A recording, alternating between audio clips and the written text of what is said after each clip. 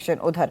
चलिए, नंबर्स का जिक्र हो रहा है तो सुमित को जोड़ लेते हैं। अपोलो हॉस्पिटल्स के नतीजों का इंतजार रहेगा कल। अब क्या एक्सपेक्ट कर रहा है मार्केट इधर, सुमित बताएंगे।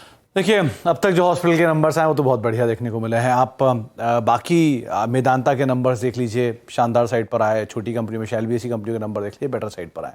तो अब अपोलो हॉस्पिटल इस पूरे सेक्टर का सबसे बड़ा हॉस्पिटल स्टॉक, सबसे बड़ी कंपनी, नंबर से मेरा अनुमान यही कि बेहतरीन नंबर रहेंगे। वाई बेसिस पे 3,546 करोड़ से 4,303 करोड़ रुपए। मुनाफे में डबल ऑलमोस्ट होने का अनुमान, 97 करोड़ का मुनाफा 193 करोड़ रुपए इस तिमाही के अंदर होता हुआ दिखाई पड़ सकता है। ऑपरेटिंग परफॉर्मेंस भी बेटर रहेगी, करीब 517 करोड़ रुपए, लेकिन वो बेस की वजह से मार्जिन मोरलेस फ्लैट साइड पे आपको दिखाई पड़ेगा।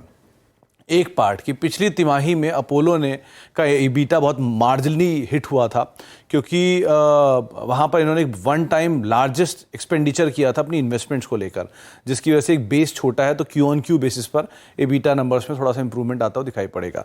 दो तीन चीज़ें जिनको आपको ध्यान रखना है, उसमें पहला, अपोलो के केस में जो इनकी सब्सिडरीज हैं, specially Apollo health care, Apollo pharmacy, Apollo digital और बाकी इनका रिटेल बिजनेस, इनके किस तरह की ग्रोथ आती है वो पार्ट क्रूशल रहने वाले हैं।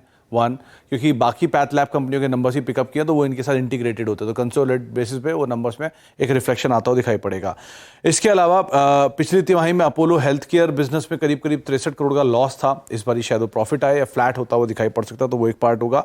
प्लस गोइंग फॉरवर्ड इनकी कमेंट्री कैसी रहती है, आने वाले समय में कुछ डीमर्जर को लेकर शायद अनाउंसमेंट आए या बाकी चीज़ों को लेकर जो कंपनी की कमेंट्री है, इनके ऊपर ज़रूर नज़र रखनी होगी। लेकिन एक अच्छे नंबर्स आप वाई और क्यू ऑन क्यू बेसिस पे एक्सपेक्ट कर सकते हैं अपोलो की साइड से। ओके, चलिए, तो ये बात हो गई अपोलो हॉस्पिटल्स की। यहाँ पर मानस, टेक्निकली कैसा प्लेस है स्टॉक?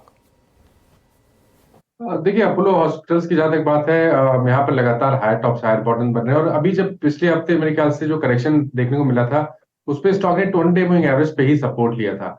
तो अनुज जी, मेरा मानना है कि आज का जो मूव है वो आई थिंक एक ब्रेकआउट मूव है, और इसके बाद आपको शायद 48 तक के भाव पोजिशनल बेसिस पे देखने को मिल सकते हैं।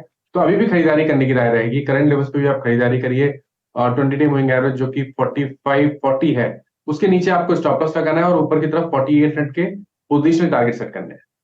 चलिए, फिर एक काम करते हैं, एक